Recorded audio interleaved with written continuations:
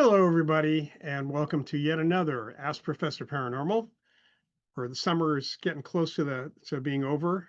And as usual, I'm here to answer your questions.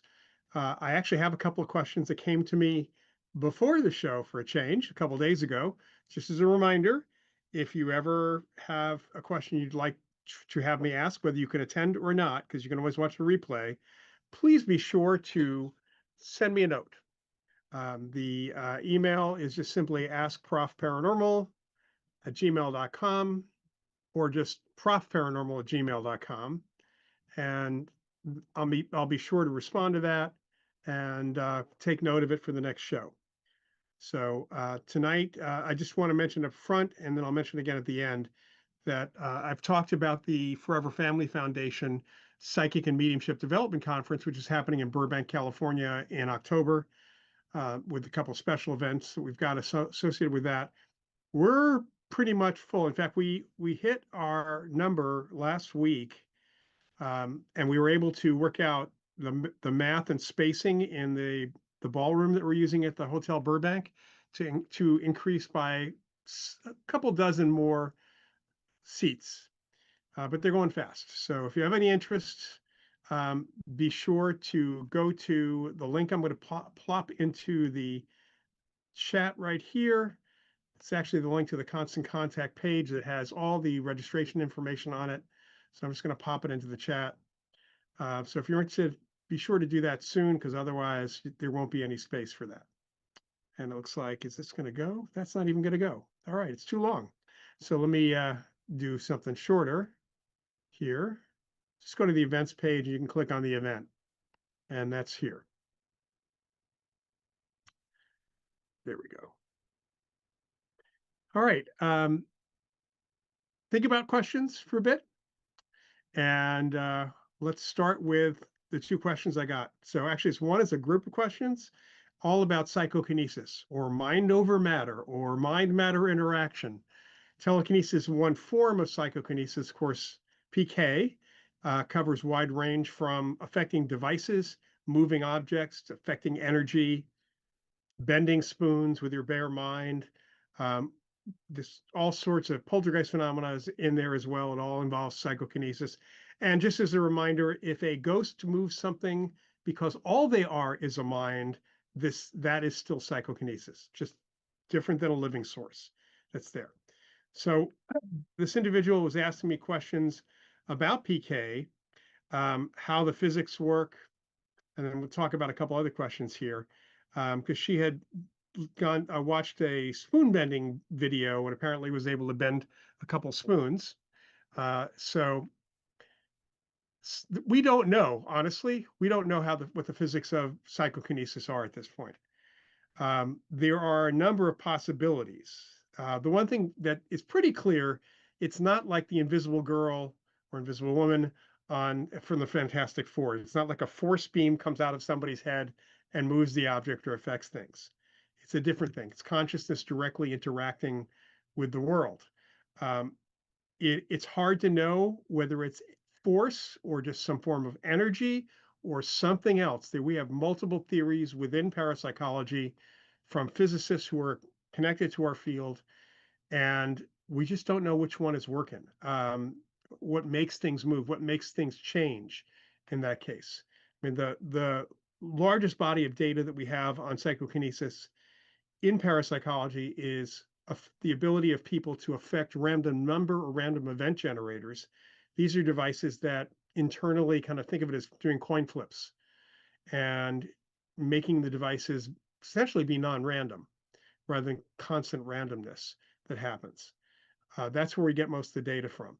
There is other data, there have been other studies that show that certain people can affect devices, sometimes even with their moods. And there are, in fact, people who have been identified over the years as function linked, people who seem to be able to make devices work better than they should be. And then there are the non-function linked or malfunction linked people who seem to can't wear a watch, no matter what kind of watch it is, usually because they have a problem with time, or whatever device they get near breaks down. There's all sorts of possibilities for negative impact from folks on devices. And that's all kind of like sort of poltergeist phenomena, but at a very, very low level that's there. So we just don't know what actually is happening there. We've tried everything from, to block things like, or to detect excuse me, static electricity, to detect electromagnetism otherwise. The thing about PK, it's been named the trickster phenomena because, and I can just talk a little bit about doing some research with a man named Martin Caidin, who was a science and science fiction writer. He wrote the book Cyborg, which became the $6 Million Man. He helped create or shape the Bionic Woman as well as the $6 Million Man. He was a consultant to NASA, aviation expert, just all around interesting guy. And he was able to move objects, small objects, within, even under, when they were under glass. In a couple of instances, he was able to do it where being outside an atmosphere chamber at a company where they lowered the atmospheric pressure so that the paper, it was basically a paper pyramid on a spindle. It didn't move even when a remote controlled fan was directly aimed at it in the atmosphere chamber, and he caused it to move and stop when they asked him to. We tried detecting temperature change. We tried detecting static electricity. We tried detecting electromagnetic fields. We tried a bunch of things. And interestingly enough, when we tried temperature change, we got a little temperature change the first time, but not the second time, third time, or fourth time. Second time, we got static electricity, but not the first time or after that. In other words, it was almost like there are multiple ways to do something, to move an object. Every single one of them seemed to happen at different times when we were expecting something else. So it's a very weird phenomenon, and it is psychologically connected. The individual who was asking me these questions also asked what we could be some useful ways we could use this skill in everyday life if we just practice. Well, if it's metal bending, I can't think of too much you can do if you're bending spoons, other than to piss off people at restaurants, our own restaurants. That has happened. I know that from observing it sometimes. Um, Martin Caidin actually had an idea of creating kind of a small motor that allowed you to affect a piece of metal that would bend and straighten out. Just some basic principles that fit in with what he was doing, and he was able to actually kind of cause something to work for a short time that seemed to then create electricity by kind of powering. Think of it as a mini turbine in that sense, although somebody would have to be on top of it all the time. There's a lot of impractical effects for psychokinesis. I think really when we talk about the most practical things, we're really talking about bigger effects, not bending metal, but whether it's levitation. One of the things that actually, something I discussed with the assistant to a screenwriter, had a wonderful idea. Never made the movie. I think it ended up being something completely different. If you could do PK, and that includes affecting your own body. For one practical effect is healing. Self-healing is a big effect. Another would be if you were paralyzed, you could still move your limbs. You could affect things in your body to get up and move around. So from an individual perspective, that would be extremely helpful. And of course, the late Alex Tanis, the psychic I work with at the American Society for Psychic Research many, many years ago, said, if we really had full-blown PK, we could pretty much fly. In fact, years ago, I read a really interesting science fiction article in a magazine that I wish I had kept it, explained Superman's powers by psychokinesis and clairvoyance. Didn't have telescopic vision. He was doing remote viewing.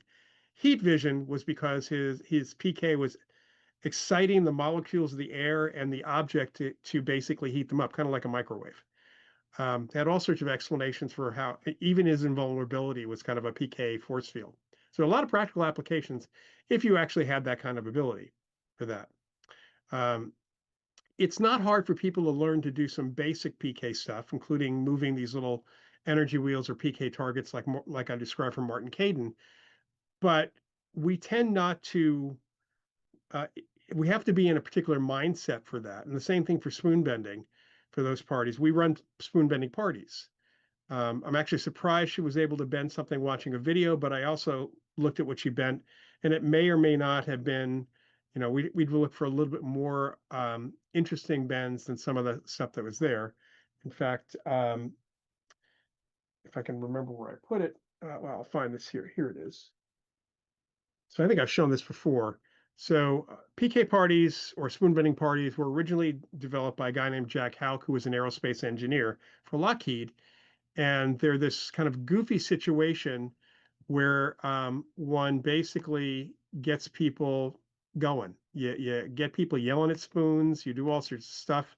So the idea is you want to get people to bend things. And unfortunately, um, or fortunately, depending on how it is, everybody's in an altered state. If you do it right, and the spoons do bend, most people do bend things, but it's pretty clear if you're watching closely that too often the spoons bend because of strength and people are not really aware of how much pressure they're putting on them. One of the things that I do when I run the spoon bending parties, I'm doing one at that event down in Burbank, is I buy really cheap spoons, the kind you get at the dollar stores, because if you try to bend those, they snap. So twisting them into a spiral shape is pretty much not likely to happen. So you get things like that, or you get a bend like this. So this is one I actually bent. Dean Radin, also in our field, has something like this. Because of the curvature of the spoon, being able to reach over and peel over or maneuver that without tools, yeah, it's not really within human strength or even physics. It's an engineering problem, actually. So that's also possible for that. But you can't do it all the time because we're just programmed not to do that. It's part of our upbringing or culture. It's just too weird for people if that happens. Actually, PK is pretty scary for a lot of people. Um, and we can learn to do that. We have to accept that it's happening. But again, there's a psychological element that prevents us from doing it quite a bit. All right. Feel free to ask questions about PK as well. The other question came in. This was someone looking for a reliable medium who could contact with a person who died before the person asking was born by 2 years. So asking about someone who died before they were born, before the asker, the questioner was born, far away, which makes no difference at all. That distance doesn't matter to the spirit world, more or less. But then also not related or acquainted with anyone known to me or my family or friends, etc. So I couldn't do that. I mean, there are no mediums who can do that. In fact, if a medium claims to be able to do that, there's several problems. Number one, what most of the really good evidential mediums do is connect you with people who have passed away, who knew you, you had some sort of emotional or other connection to. That's number one. Number two, it's not dial a spirit. Any medium who says they can contact anybody living, anybody who's dead, anybody. And I've heard mediums claim this. That's total BS. It just doesn't work. There for one simple reason. The person on the other side, the spirit, has to be willing to talk. And I think one way I can kind of describe this for you is when I was growing up, we had dial phones. We didn't even have caller ID. We did a push button. But if I wanted to, when I was a teenager and I wanted to connect with my friends, I'd pick up the phone. I'd call my friend Steve down the street and see if he wanted to go do something. His mom picks up the phone and says, Steve's not here. I said, okay, I could give him a message. So this mediumship's kind of like that. You try to contact somebody's dead grandmother, and the grandmother's not available or doesn't want to talk to you, but the grandfather comes through or somebody else comes through. That's pretty typical. In fact, at some of the Forever Family Foundation meetings, I hear things from the mediums who say, okay, they're saying, or your dad's coming through. I know you wanted to talk to your mom, but your dad's coming through and says, you need to talk to him now. Your mother is not available or doesn't want to talk to you in the moment. It's more important to talk to me, kind of thing. So there's that problem. It is two-way. It's not just one way. The other problem, honestly, is how would you know you're talking to, that the medium is actually connecting with someone who you never knew, who no one in your family knew, who died before you were born. So any information you get might be factual and you could look it up, but then, then the question is, did the medium get it from a source other than spirits? Was it kind of like remote viewing? They pick it up from books or something else? Or did the medium know who you wanted to talk to before you even got there to visit with the medium? In which case we might be dealing with a phony medium. That's also possible. You got to have when I've watched really good mediums connect with family members, with deceased family members, with other people. What's really interesting is that there's an element of quality. It's a qualitative thing. It's not a data thing. It's not a numerical thing. Sure, they can come through sometimes with names and dates and places and things like that, but they come through with you get a sense that the medium is actually communicating with the individual, partly because of personality quirks or very specific things. Here's how your dad reacted to this situation. Not something typically, at least for older generations, not something that would have been on video, not something that would have been normally written down at all. Nothing, unless you did extensive interviews with other people in the family. And no medium's going to go to that trouble these days, um, unless they're charging thousands of dollars, in which case it's worth it. But there's a sense that they're talking to that person, and you get a sense of personality, not just personality descriptions like, oh, he was a very happy person. That's too generic. That's a generalization for a lot of folks. You want to know specifics. You want to know, just some specific things that are going on. Um, and I and that's not something that's easy to do with somebody who you didn't know. And if they're a historical person, it's possible the medium didn't purposely pick up information that it was already in their head. They saw something about the person, read an article years ago. It's all in their minds. It's all in the background of their memory, and it can come out in other ways. Because this individual also asked, how do I know it's not super psi? How do I know it's a spirit contact? And the answer is you don't. There's no way to do that unless you have additional kind of qualitative information, not the quantitative stuff that comes through. All right. So those are the two big questions that I got, areas I got right up front. Anybody have any? I don't see a lot of activity in the chat today. I hope folks are still with us. Looks like I'm still on the Zoom and still coming through YouTube. So, do we have any other questions? There we go. Any new interviews coming up? I just did one with Rob McConnell on the X Zone Radio TV, which I did add to my media list on LloydAuerbach.com. So that's right. That's there. And I'm trying to think if I've got anything else. I've got a couple other things coming up, but I can't tell you when they're going to actually show up at this point. Yeah. It's as we're getting closer to October, things are going to start beefing up. I'm supposed to go into the studio of the telepathy tapes in October, kind of before this Forever Family Foundation event. I'll be down in Burbank anyway. So I will, apparently they want me there for a couple hours. I'm guessing they're gonna, in the next season of telepathy tapes, they'll use a bit of my stuff. So that'll be whenever that, they do the editing and do all that. That's happening in late October. Okay, do you find a correlation between mood and PK? Absolutely. It's a pretty interesting thing, and I'm going to give you an example of something I used to ask students when I did college lectures. The question was, how many of you, when you are against a deadline to turn in a paper or to study for something and you forgot to study, how many of you are on your computer trying to print something out, maybe print out a paper, and it screws up? Something happens with it. And I got to tell you that I got a huge number at every college. I got a lot of people raising their hands. And I'm saying this from personal experience. Mood, either frustration is one that kind of causes malfunctions. I think being calm and maybe even meditative might cause positive effects on devices in general.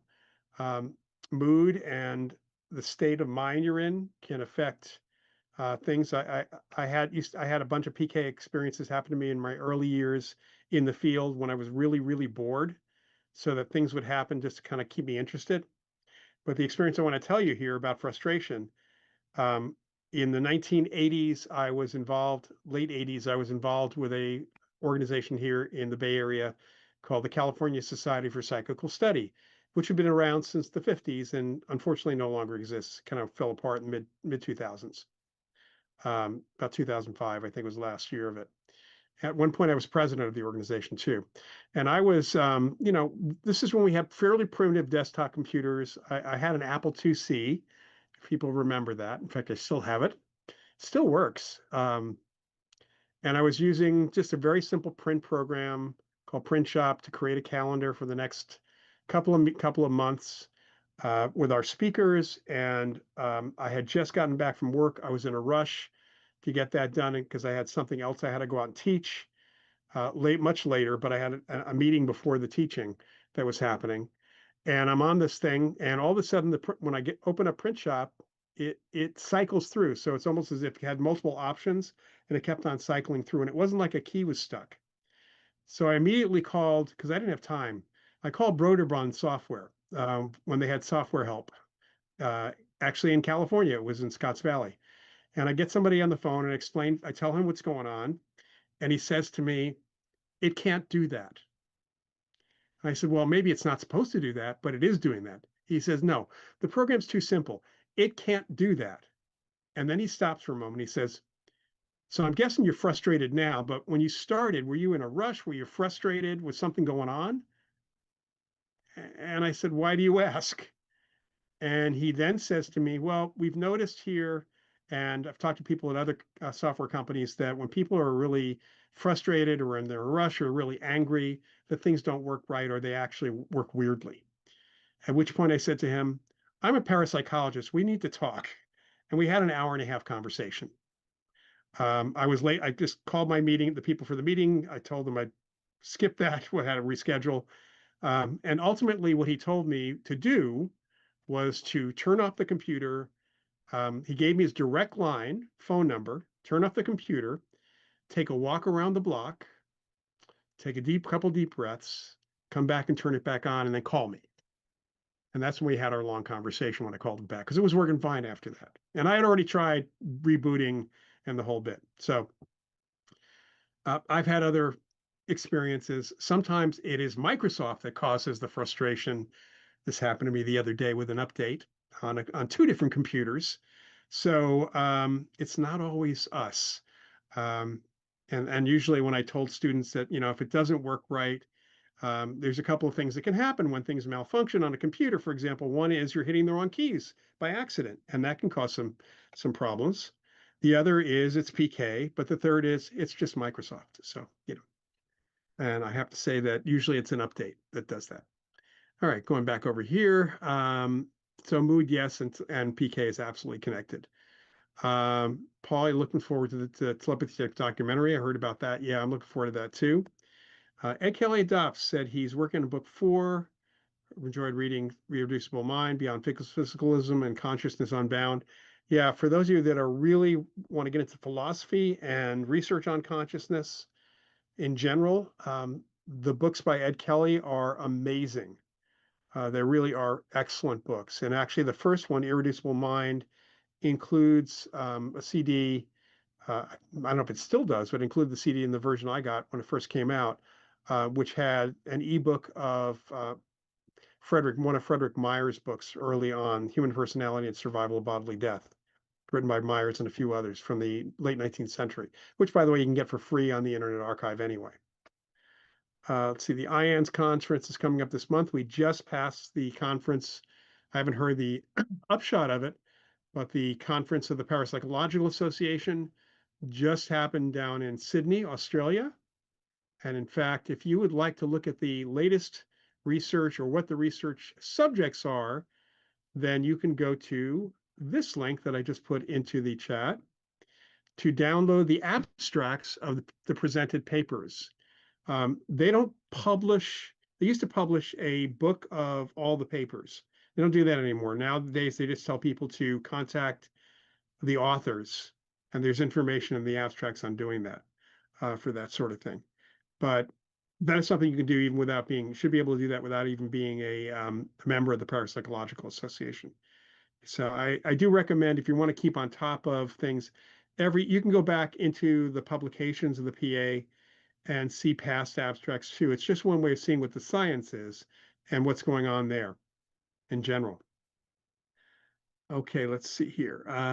Michael Egnor, author of Immortal Minds, is writing another book on NDEs. That's good.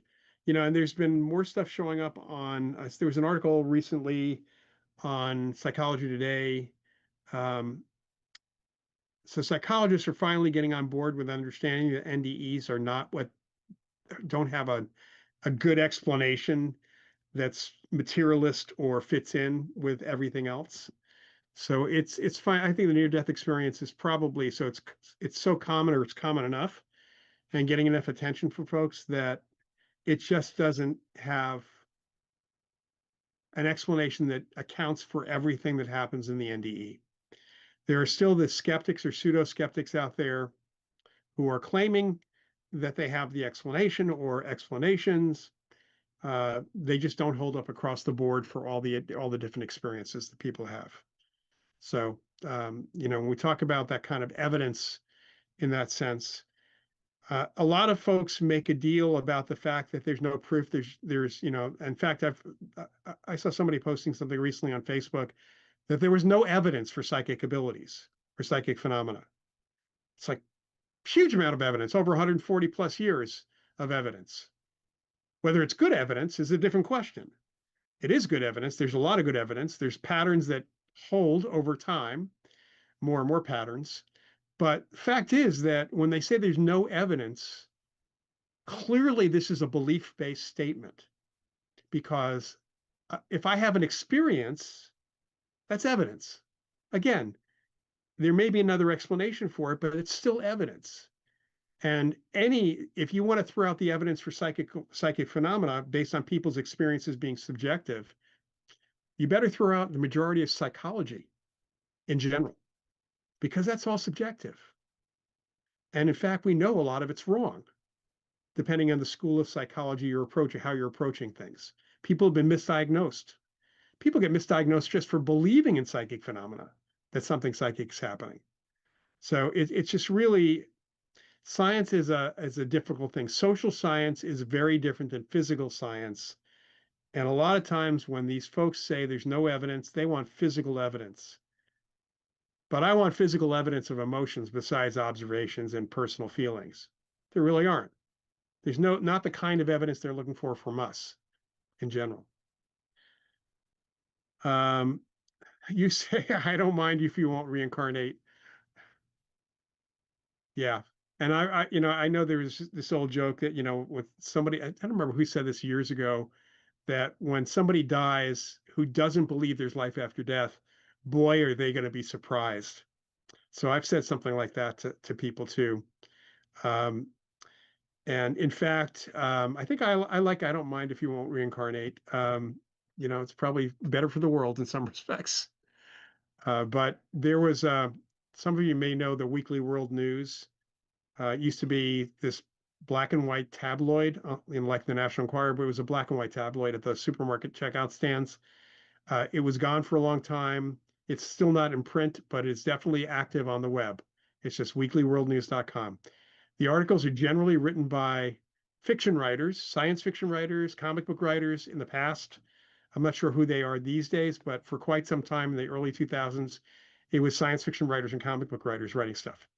And the articles were generally all made up from scratch, inspired by things, but generally made up. I mean, there's wild stories. It's really funny.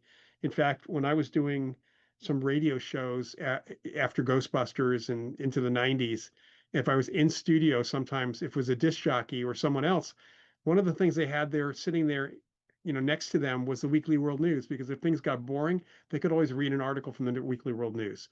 There was a comedian who did his whole act based on the Weekly World News. There was an article, and I have this issue from the early 2000s, in which a skeptic, and it was clearly the amazing Randy, although they called him a different name. It's like arch skeptic apologizes for what for what his life, for what he did. He's dead. He died, and he was surprised that he's still around. So now he's apologizing and trying to make amends for all the nasty things he said about people who didn't believe in life after death. It's a very, very funny article. So there are things you can say to people in this way. And if they don't want to believe in life after death, that's fine. If they start calling you names, then they're not people worth talking to. That's generally the way I look at it. Paul, you were arguing with someone on the Consciousness Studies Facebook group who says NDEs aren't real. I would want this person to define what that means. What does it mean that an experience isn't real? He claims to look at the research and only posts on one-sided arguments, a pseudo-skeptic. Yeah. The thing I teach my students all the time, if somebody says there's no evidence, if somebody says there's no the research is not good, somebody says this stuff's impossible, single question: have you looked at any of the peer-reviewed research in our field, in parapsychology, or just in general, that is even from people outside the field? And if they say no, and typically what I get, it's no, why would I, or no, it's impossible. It's like, then we don't need to talk about that because you're not informed. So, usually then they start quoting other skeptics or um, just some really weird sources. It just becomes very, very strange. Um, Jim Morrison said, I cancel my subscriptions to the resurrection. That's pretty good. Melvin Morse even tried to talk to that guy. No luck. Darren Mack, I know Darren. Um, there are people who are lost cause. We know that people are lost causes with political beliefs. We know that people are lost causes with religious beliefs. I meet people who are lost causes with ghost hunting beliefs, with ghost beliefs. I've met them over the years. And hearing people, and this happened to me twice. It's been a long time since I did a ghost conference. I did one up in the Gold Country a little over a year and a half ago. But the big ones, I did some big ones back in around 2008, 2009. And I had people after I spoke, I had two different conferences walk up to me in the hotel and say, "Why should I listen to you? You don't have a TV show." And I basically said, "Because you're an idiot. That's why you shouldn't listen to me." I didn't feel like I had to be nice because the person was not being nice to me. So, but there are those people out there, and there are people on both sides. There are believers, true believers in certain things. There are true disbelievers, and really the pseudo skeptics, people who love to call themselves skeptics, who are not skeptics. They are fake skeptics because they have basically blind faith in whatever it is they don't believe in, because they refuse to look at any evidence in either direction. Um, you bought the audio version of ESP Hauntings and Poltergeists? That's good. I hate to tell you this. Maybe you can get an update when it comes out, but I am working I'm really hoping I can get this done by the beginning of October to have a new edition of ESP Hauntings and Poltergeists in October of this year, which will include a little bit of extra stuff. So I'm going to add some papers and some other things I've written over the years to it. Um, I'm not really updating. Well, there's a couple of sections I really can't update because they would take me forever to do that. But this will be the 40th anniversary of that book coming out. I wrote it when I was 2 years old, right?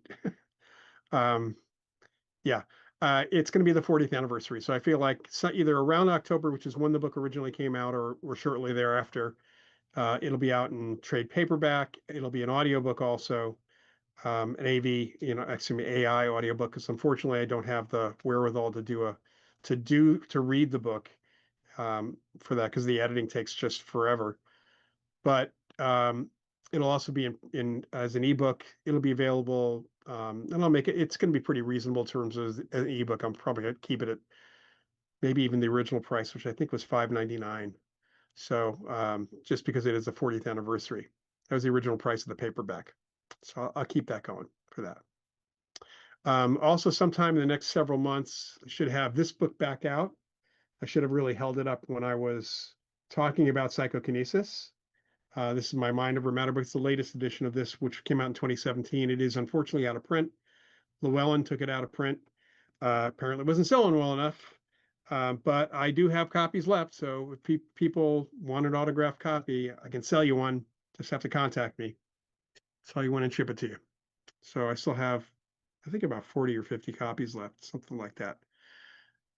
All right, Tina, what brought you to the Forever Family Foundation? Interesting question. I think it was 2006 or seven, somewhere around there. I was at it was just when the foundation was getting started, and Bob and Fran Ginsburg, who started the foundation, came to a conference on life after death, research on the afterlife, that was being sponsored by the Ryan Research Center in Durham, North Carolina. In fact, happened at Duke University, and I met them there, and we chatted there. Gary Schwartz was there as well with a medium. So this is back when Gary was doing mediumship research as well. And we ended up at Sally Ryan Feather's house for a party that evening, or later that one of the days, and talked to Bob and Fran, and just got really friendly with them. I really hit it off with them, and we stayed in touch for a while. So I joined the foundation. They asked me to be on the scientific advisory board and would contact me once in a while. Then at one point they asked me to come into New York to give a lecture. So I was flown into New York, stayed with them on Long Island. It was something done on Long Island, and it was me, and then it was Teresa Caputo, the Long Island medium. But this was before she had her show, just before she had her show. She was one of the first tested mediums, in fact. And then, so I participated in some of their events. I helped them out with some stuff. They put me on asked me to be on the board, and I did that. And at one point, when Claude Swan was getting on in years and decided to drop off the board, he was the president. Um, I don't know whether it's Fran or Bob asked me to be president. I said, sure. So I became president. I got voted as president. And every 2 years, they vote me in again. Other than that first two times, maybe it was the second time I did this too. I don't like it when it's unanimous. It's almost like, you're getting it whether you like it or not. So it's never unanimous. I always vote against myself. There's nobody running against me, but I ended up as president each time. And it's been lovely getting to know the mediums. It's been wonderful to participate in their events. It's been great. Unfortunately, Fran passed away a few years ago, which was a real loss. Still good friends with Bob. We're planning this other event coming up. I've done a few of their conventions and a couple of the grief retreats. It's just a wonderful organization that is all volunteer, including the mediums who volunteer their time and effort for things. And it really is dedicated to helping people with the grieving process, as well as supporting scientific research as well. All right, Catword, I was wondering what your thoughts are on the debunkers on YouTube, and are they useful to the paranormal field? I don't even pay attention to those who have debunking shows on YouTube, because it's not worth my time, typically. I've met skeptical people. It is worth my time talking to them because at least they're considering things. But just like there are a lot of people who are true believers, there are ghost hunters who have YouTube shows. I've sampled a couple of them. They're actually worse than some of the paranormal TV shows, because some of and I'm going to say it right out, crap that they're promoting, so-called evidence that they're promoting. It is evidence. It's just badly interpreted evidence. Let's put it that way. And that's the thing about evidence. You need to go back and figure out, ask questions about whatever it is you capture. So is it good evidence? Is it bad evidence? People's experiences are the basis of what we're trying to explore. So, but even then, people make mistakes. People have misperceptions, and you have to go back and ask questions. So for the debunkers, they would just make me mad. It just it just bugs me. I've had attempts over the years to engage, and some of them have taken to personal attacks, including Randy, when he was alive, and it's just not worth my time, honestly. I have many other things I like to do. So, Dave, one thing that might give insight of the mind of hard skeptics, one who was disturbed to find me credible, said to me, if I ever thought this stuff was real, my head would explode. I have had similar things said to me. In fact, the one that really gets me that I remember from the 80s was a skeptic who, I think it was just after one of the sessions, because I gave a couple lectures to the Bay Area skeptics, some of whom were very, very truly skeptical, others who were truly disbelieving.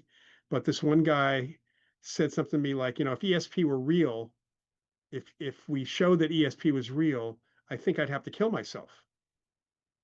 And I said to him, what is it about extrasensory perception that if it was real would make you kill yourself?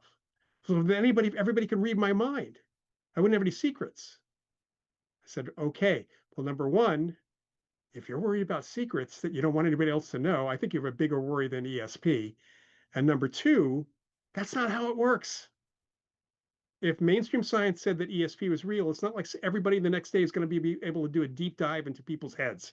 It doesn't mean that. It means more people will come out of the woodwork, perhaps, but it doesn't work with the best psychics. They can't do a mind meld with you. And the guy was just, no, no, no, I can't deal. Yeah. So it is the head exploding. It is the confronting with something different. It's if you've seen the movie Disclosure Day, you know that the biggest concern, and it is a real, I mean, it is something that has been discussed, not in the way that the movie shows, but if it was known with absolute, here's somebody who's an extraterrestrial, if it was announced that ETs are real, or that we're pretty sure these things are real, that they're really from another planet, it shows that life is elsewhere. There is a concern that a lot of folks are going to have some crises of faith. This is the religious people. Culturally, there are some people who have a problem too with that. But so there's a concern. I understand that my head would explode. Well, it wouldn't literally explode. Um, Not like in the movie Scanners. Thank you, Tina, for that. Um, on YouTube, check out the interview with Jeff Mishlove and Robert Kuhn, hosts of Closer to the Truth. I haven't had a chance to watch that one yet. I know that Jeff was mentioning that had just come out. So, Jeffrey Mishlove's show, New Thinking Aloud, ALLOWED, is an excellent YouTube channel. Jeff has had great guests over the years. You may or may not take to his interviewing style, but the content's always great. What's there? Let's see. Yeah, the documentary Age of Disclosure also good too. Yeah. So Disclosure Day actually is coming out on Blu-ray. I'm getting the copy. It's already I should be getting it Tuesday because I got a notice that's been shipped to me. Partly because I really want to, watch the segment with my brother again since he's in it. But it's a interesting movie that's caused a lot of discussion, of course, over time with things. All right, let's see. Did see David Cronenberg. Oh, pretty cool. David Cronenberg was in Star Trek Discovery, which was kind of cool to see him in there as an actor. That was a really unusual thing for him to be doing, but it was kind of cool that he was there. Should I ask whether people saw the Muppet episode of Star Trek Strange New Worlds this week? All right. Let's see. Anything else right now? I don't see anything else coming through.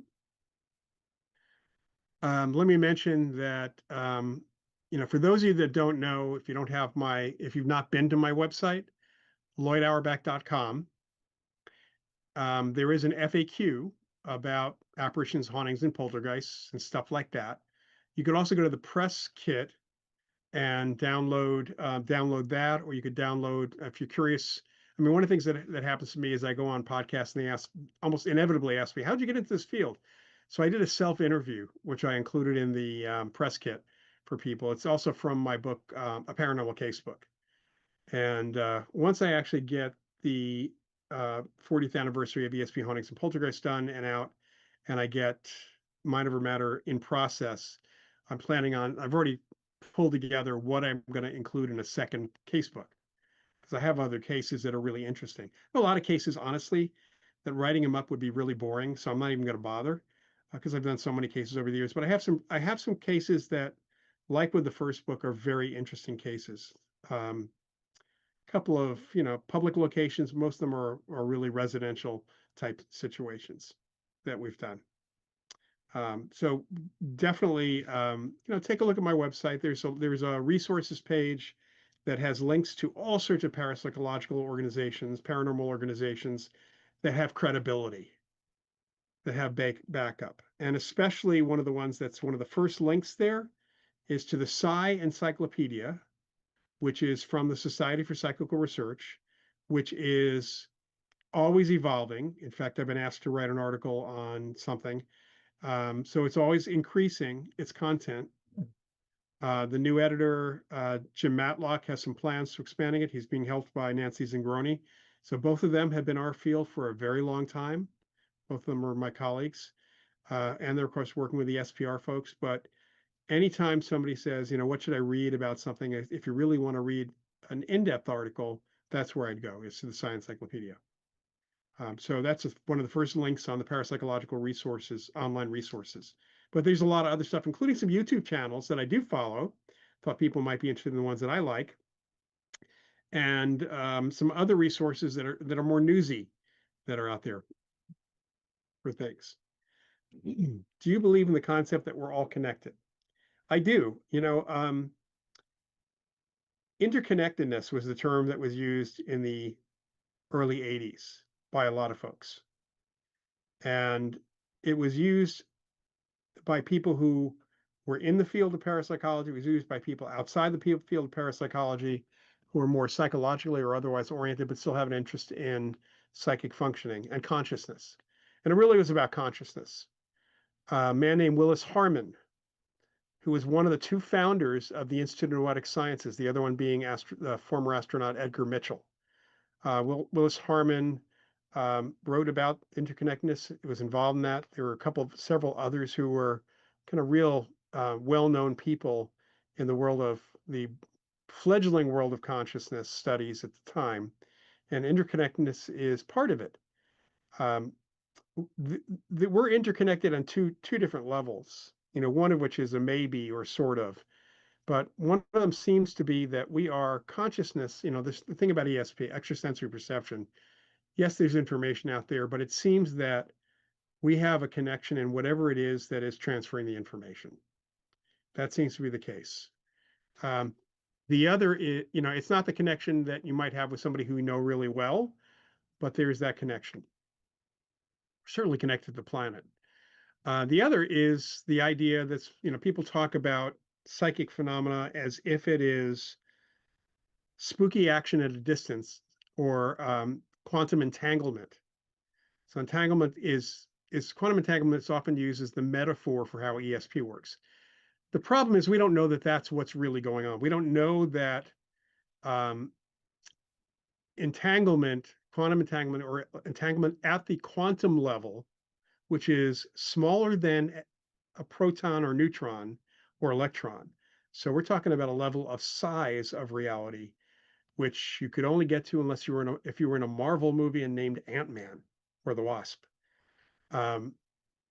It's so small, it's ridiculous, but it is possible that because some physicists think that even below the quantum level is the base of the universe, and some, by one physics theory, the smallest thing in the universe is information, that the universe is built out of information.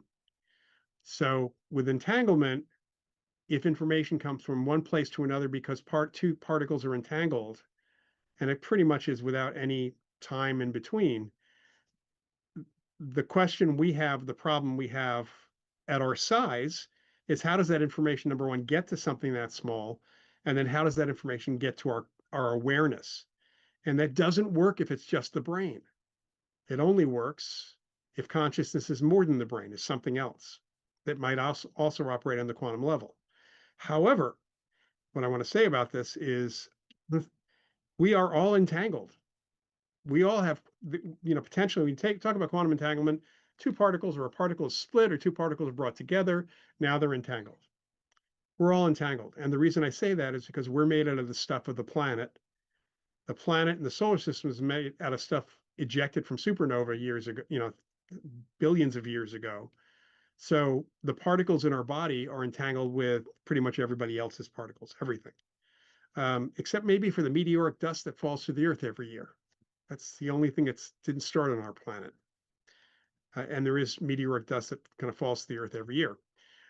But so the idea of interconnectedness is not something like there's a big hive mind or anything like that. We're not the Borg, but we do have connection at some level of consciousness for that. So I do believe that. I don't know how we'd ever prove that until we really have a handle on the question, the bigger question, which is what is consciousness? Because that's how we're interconnected. Right.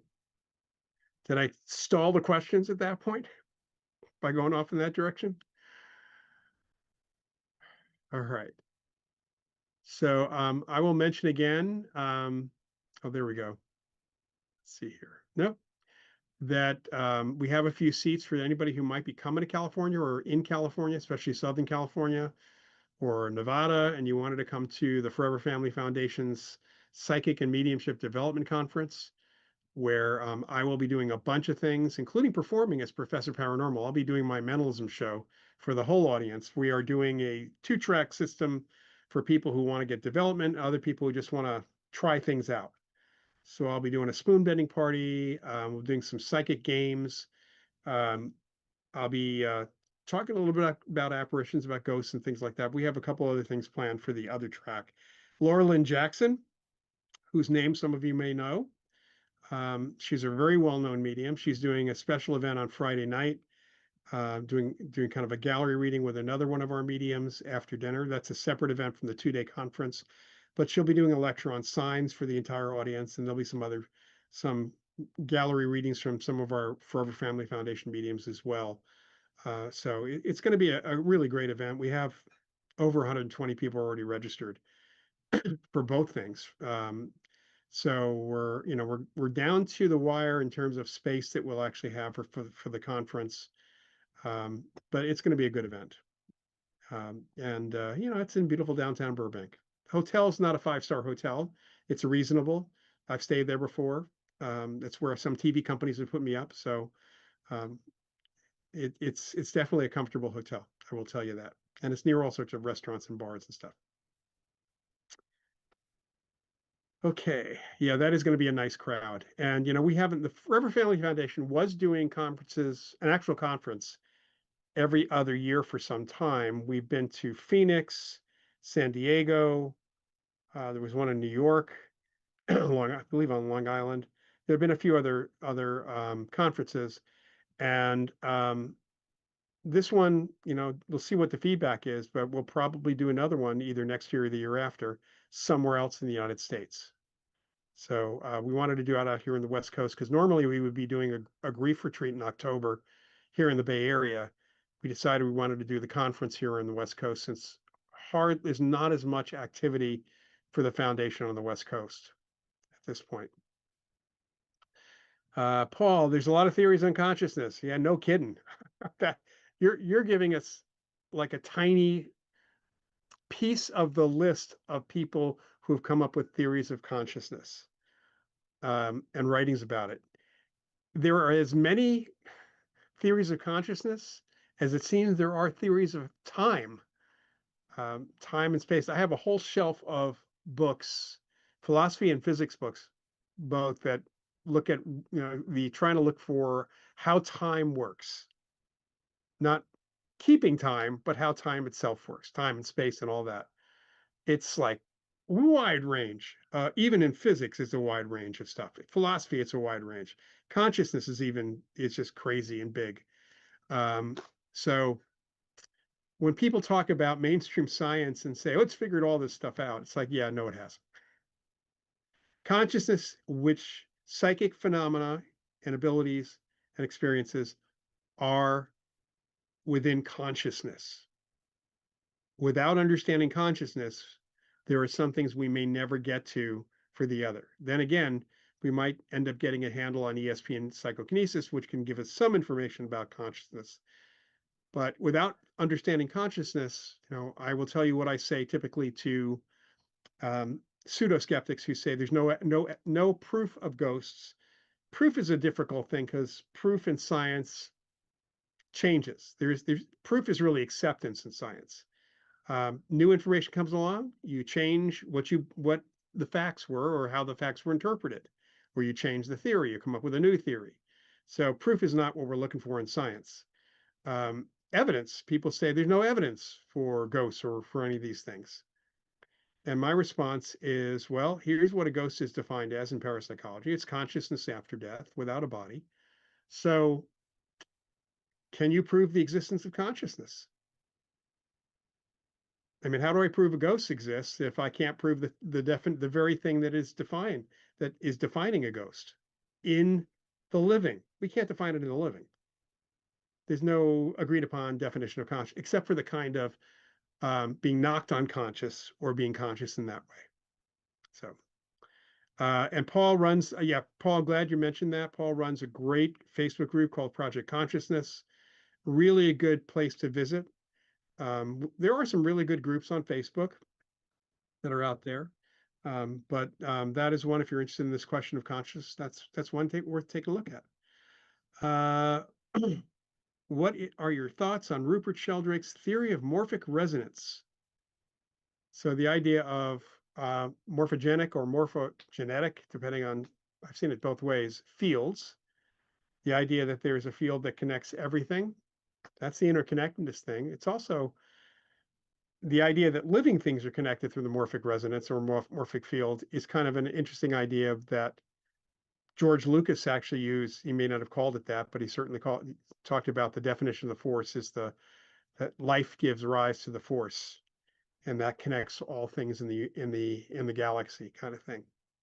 So that's definitely a really, really cool thing. And Sheldrake has done a lot of really good things, interesting research with dogs who know when their owners are coming home and the sense of being stared at, all that. It does show interconnectedness. I mean, ESP itself shows our connection to the environment, the physical world. Psychokinesis shows our connection to the physical world. ESP also shows connection to each other, not just to the physical world, not only real time, but also through time. And then the evidence we have, the experiences people have and there's a variety of, whether it's near-death experiences, apparitional experiences, reincarnation of little kids, those children remember previous lives, indicates consciousness. There's a lot more to consciousness, living and apparently dead, than most of mainstream science is willing to look at, because most of mainstream science, at least in the West, is materialist based in general. All right, Anthony Peake's work is good. He's got really good books on the afterlife, on survival of bodily death as well. So all worth taking a look at. Lucas Museum of National Art will be open before the FF conference. Oh, I hadn't even thought about that. I will have time one of those days that I'm going to be down there. I may have to see about that. All right, good idea. Good idea. Thank you, Tina. I'll be mobile, and that sounds like a really fun thing to do. All right, folks, we are down to the wire now. I will be back on September 6th and in 2 weeks. And for those of you interested, some of you are interested in sci-fi and horror and films and movies and TV. One of the 4-week classes I'll be teaching this fall for the Rhine Research Center, the Rhine Education Center, hasn't been listed yet, won't be listed until after September 1st, but I'm doing something on pop culture and psychic phenomena. And it's really a kind of a journey through movies and television, a bit on comic books and literature in general, and how it all has kind of relates, how it displays or talks about these things we've been talking about, including consciousness, and how pop culture has shaped people's beliefs in this stuff and expectations. So thank you again for being with us tonight. And I hope to see you all, that you're all kind of join me in 2 weeks on September 6th. And then after that, it'll be the 20th of September, every 2 weeks. So have a great night. Have a great couple of weeks. Good night.